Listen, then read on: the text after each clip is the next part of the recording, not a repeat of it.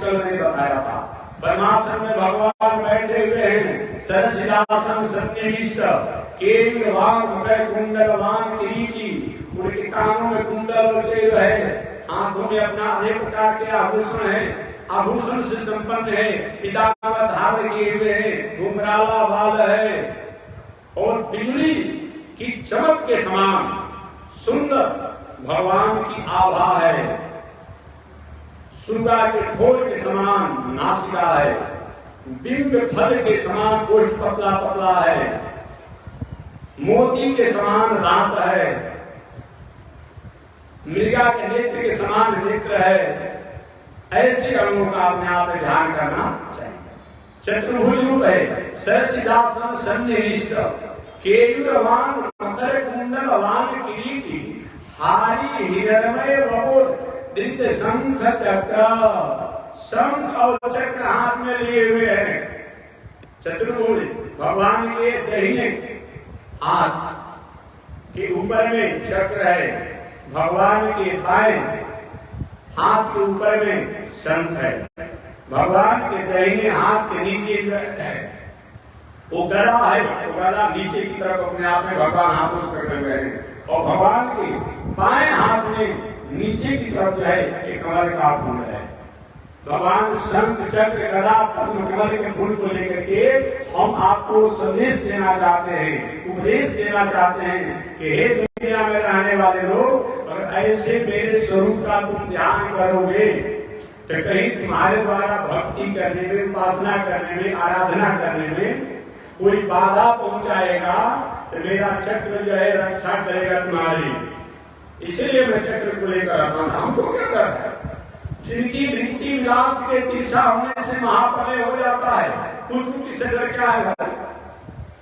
Love निवेश परिमाण जुगा कर सकोटि सतचंद, बलशील रे मन राम को काल उदास को दंड।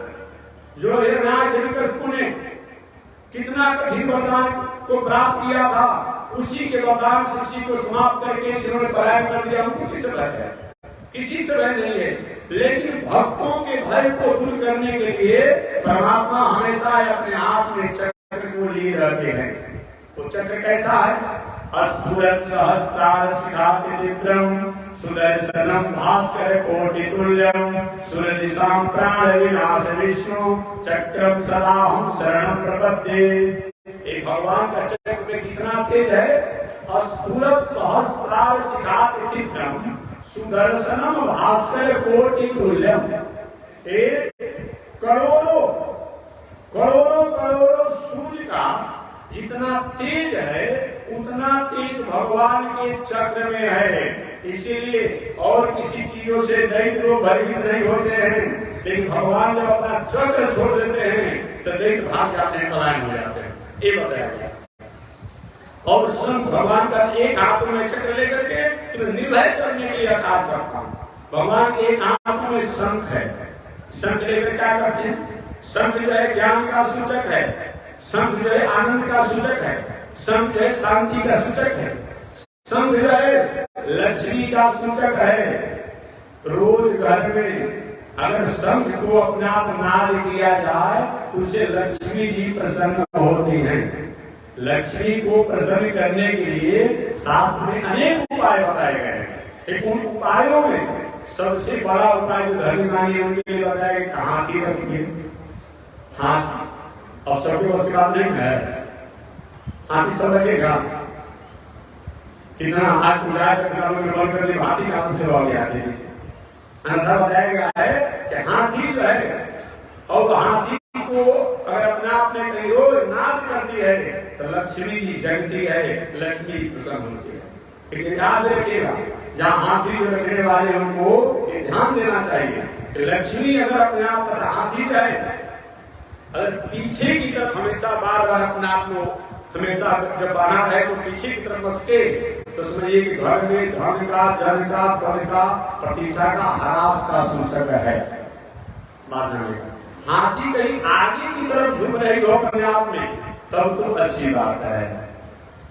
हाथी का सुर हमेशा जैसे वैदिक विद्वान लोग हाथ हस्त स्वर चलता है, सहस्त्रशिखा, सहस्त्राक्ष, उसी तरह से हाथी का जो सुर जो होना चाहिए, ये विद्वानों को हस्त स्वर के समान चलना चाहिए, वो हाथी श्रेष्ठ है। एक संभव नहीं है। दूसरा बताया गया ओम जय शुचि प्रेतो भूत्वा जुहियादाज नन्वं श्री पंचदश श्री काम सततम जपे। श्री काम लक्ष्मी की अगर कामना है तो क्या करना चाहिए? एक करिए न रोज संघ का पूजन करिए, संघ का नाद करिए। एक बात पुनः मैं याद दिलाता हूं, जिस संघ का आप पूजा करते हैं उसको बजाइए मत, और जिसको बजाते हैं उसको पूजा मत कीजिए। देहात में क्या परंपरा है? उसी संघ को बजाएगा भी लोग, उसी का पूजा भी करेगा, अगर कोई मांगेगा तो उसको भेज देता है अपने आप में। ऐसा नहीं होना चाहिए। एक ही संघ जो है, जो व्यक्ति बजाता है उसी के लिए है, जहाँ पूजा होता है उसी के लिए है। अरे उसकी पूजा भी कीजिए, बजाइए भी, सबको देते रहिए गाँव में, ऐसा नहीं होना चाहिए। ये अच्छी बात नहीं। तो भगवान संघ को लेकर तो हम और आपको उपदेश देते हैं, मेरे दूसरे हाथ में संघ है। जन्म लाभ परपुंसा मनते नारायण स्मृति, उन नारायण में स्मरण हमारा बनना एक का है, सबसे श्रेष्ठ है। यही मनुष्य जन्म का लाभ है कि चलते फिरते उठते बैठते खाते सोते छींकते बोलते बातचीत करते, हर परिस्थिति में परमात्मा का चिंतन बने रहना, ये सबसे श्रेष्ठ योग है, साधना है, आराधना है, ध्यान है। ऐसा हो जाता है तो वो व्यक्ति का हर व्यवहार ही योग हो जाता है, पूजा हो जाता है, साधना हो जाती है, आराधना हो जाती है। काम करते रहो, नाम जपते रहो, पाप की वासनाओं से बचते रहो, कृष्ण गोविंद गोपाल गाते चलो, कृष्ण गोविंद गोपाल गाते चलो। ये बताया गया। आगे कहते हैं ऐसे मनुष्य को चाहिए अथवा अष्टांग योग का सहारा लेना चाहिए। अष्टांग योग, एक बार पहले भी मैंने व्याख्या कर चुका हूं, केवल प्रसंग बस में संक्षिप्त निवेदन करूंगा। अष्टांग योग का मतलब अष्टांग, अष्टांग करिए, अष्टांग करिए। अष्टांग 8 अंग से परमात्मा का चिंतन ध्यान करना चाहिए। वो 8 अंग क्या है? यम, नियम, आसन, प्राणायाम, प्रत्याहार, धारणा, ध्यान, समाधि। इसी का नाम क्या है? अष्टांग योग है। नहीं पता यम, नियम, आसन, प्राणायाम, प्रत्याहार, धारणा, ध्यान और समाधि, इसी को अष्टांग कहा जाता है। इन 8 अंगों के द्वारा, 8 साधनों द्वारा उन परमात्मा का चिंतन करना, ध्यान करना, इस नाम अष्टांग योग है। इसलिए यम किसे कहते हैं? यम का मतलब क्या होता है? 8 अंगों में यम का नाम आता है। यम का मतलब अहिंसा, सत्य, अस्तेय, ब्रह्मचर्य, अपरिग्रह, जम, ये जम है, इसी का नाम जम है। अहिंसा, मन वाणी शरीर से किसी के प्राण योगान व्यापार नहीं करना। तो गलती करे दांत फटकार कुछ कर दीजिए, लेकिन प्राण जीवन लीला समाप्त करने की भावना नहीं रखना, इसका नाम क्या है? यम है। यम इसका नाम क्या है? अहिंसा। इसका नाम क्या है? अहिंसा। सत्य, सत्य जीवन होना चाहिए, सत्य में वाणी होना चाहिए, लेकिन ऐसा सत्य मत बोलिए कि आपका पड़ोसी का तुम अहित हो जाए। ये सत्य मत बोलिए। सत्य बोलिए, सत्यम बुनियाद न बुनियाद, सत्य और प्रेम, सत्य बोलना चाहिए। फिर ऐसा सत्य मत बोलिए कि राष्ट्र का, समाज का, संस्कृति का, देश का, प्राणियों का अहित हो जाए। इस धर्म सनातन, यही सनातन धर्म। सत्य होना ही चाहिए, लेकिन वह सत्य जो है क्या हो? सत्य हितमय होना चाहिए, राष्ट्रमय होना चाहिए, प्राणी के मंगलमय होना चाहिए, ऐसा सत्य होना चाहिए। कुछ लोग हम सत्यवादी आदमी हैं, अरे सत्य बोलेंगे राष्ट्र समाज परिवार सब ऐसा सत्यवादी का मतलब होता है। ऐसा सत्य बोलिए जिस द्रौपदी तो सत्य बोली ना कि अंधा का लड़का अंधा होगा, क्या होगा? केवल छोटी सी बातों के कारण कितना बड़ा विस्फोट हो गया। ऐसा नहीं होना चाहिए। हम सत्यवादी है। सत्यवादी मतलब क्या होता है? सत्य बोलिए, लेकिन वह सत्य बोलिए जिस सत्य के द्वारा राष्ट्र का, समाज का, संस्कृति का, देश का, प्राणियों का मंगल होता हो, ऐसा सत्य बोलना चाहिए। तो धीरती, क्षमा, अहिंसा, सत्य, अस्ते, चोरी, जबरदस्ती, अनीति से धन संपत्ति नहीं कमाना, इसका नाम क्या है? अस्ते। अहिंसा, सत्य, अस्ते, ब्रह्मचर्य। ब्रह्मचर्य में जीवन जीना चाहिए।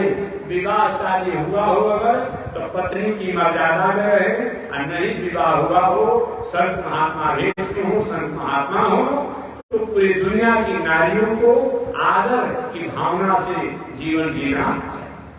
अहिंसा, सत्य, अस्ते, ब्रह्मचर्य, अपरिग्रह।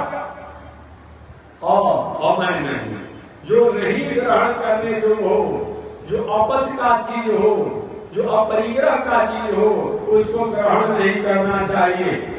ये बताएगा पंचायती में आपको पंचायत रख दिया गया और क्या किए, उधर से कुछ ले लिए, कुछ उधर से लेके आप पंचायती इधर से उधर कर दिए। ऐसा नहीं है। अपरिग्रह, जो नहीं लेने जो चीज हो उसको नहीं लेना चाहिए। अर्थात कोई गांव के लोगों के विकास के लिए आया हो, गली गली रोड सड़क स्कूल के लिए आया हो, और आप क्या किए, ऊपर से ऊपर कुछ इधर उधर करके और उसको गमन कर गए। ऐसा मत कीजिए। अनीति द्वारा जो भी धन संपत्ति आपको प्राप्त होगी वो कुछ दिनों के लिए तो आप उससे हरा भरा रहेंगे, लेकिन बहुत अच्छा नहीं। इसी का नाम क्या है? जप है। ये 5 को जप कहा जाता है। क्या क्या? अहिंसा, सत्य, अस्ते, ब्रह्मचर्य, अपरिग्रह, जमा। ये अष्टांग योग का एक सूत्र हुआ। जम, नियम। नियम का मतलब क्या होता है? धीरति, क्षमा, संतोष, अलोभ, इसका नाम क्या है? नियम है। धीरति, अच्छे कामों को करते हुए परिस्थितियां विषम आती हो फिर भी अच्छे कर्मों का त्याग नहीं करना, इसका नाम धीरति है। क्षमा, धन जन पद प्रतिष्ठा कितना भी हो, उसके द्वारा कहीं समाज को, संसार को, प्राणियों को, राष्ट्र को कहीं रोकने का काम मत कीजिए, इसका नाम क्या है? धीरति, क्षमा, संतोष, जितना में रहिए उतने में मुस्कुराते रहिए, धन्यवाद दीजिए परमात्मा को, इसका नाम क्या है? संतोष है।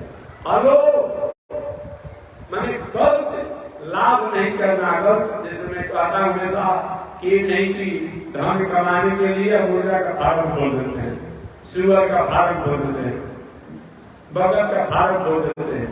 नहीं।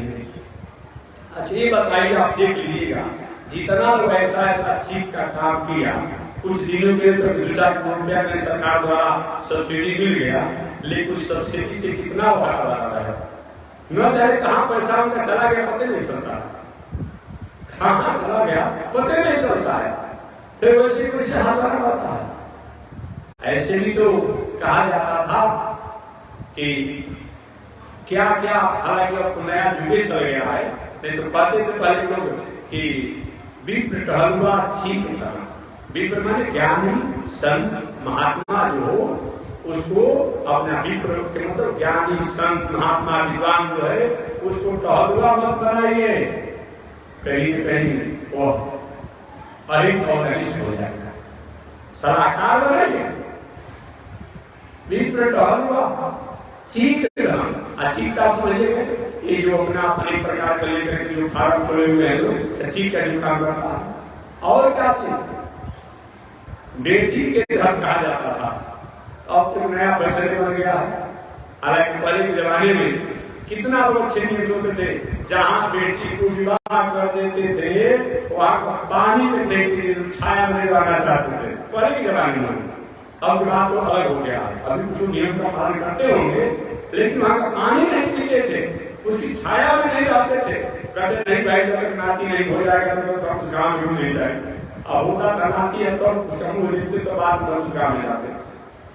आया जो बेटी के धन को खाता है महापापी आदमी है, महापापी आदमी है। और इससे भी कहा गया कि अगर कहीं नहीं हो रहा हो तो बड़े लोगों से राय कीजिए, झगड़ा कीजिए, विवाद कीजिए, बर्बाद हो जाएंगे। इसीलिए नीति में जो ही बात लिखा जाता वो भी इसका कुछ न कुछ तात्पर्य होता था। तो मैं निवेदन करना चाहता हूं कि अष्टांग योग जो कहा गया उस अष्टांग योग में यम के बारे में व्याख्या कर दिया। नियम माने धृति, क्षमा, संतोष, अलोक। गलत तरीका से धन कमाने के लिए कोई ऐसा उपक्रम नहीं करना, ऐसा कर्म नहीं करना जो गलत तरीका से धन कमाया है, ये बताया गया। इसका नाम क्या है? नियम है। यम नियम। तीसरा जम नियम, आसन। आसन तीसरा योग का नियम है। आसन माने किसी एक आसन पर कम से कम 2 घंटा या 4 घंटा बैठने का अभ्यास होना, इसका नाम क्या है? आसन है। जिसका आसन सिद्ध हो जाता है वो व्यक्ति जहां बैठता है अपने उद्देश्यों से वह कार्य कठिन होने पर भी वह कहीं कहीं सरलता सहजता को प्राप्त करता है। तो यम नियम आसन। प्राणायाम, प्राणायाम की व्याख्या में बता दूंगा, प्रसंग करूंगा। हमारे शरीर में अनेक वायु है, उन अनेक वायु में प्राण वायु श्रेष्ठ है, जो बाहर की वायु को खींचने और छोड़ने में इसका कार्य होता है। तो बाहर के वायु भीतर खींचते हैं, भीतर के वायु जो बाहर छोड़ते हैं। ऐसे श्वास लेने और श्वास छोड़ने में जो अपने आप क्रिया होता है उसी का नाम क्या है? यह प्राण वायु है। ऐसे प्राण वायु को श्वास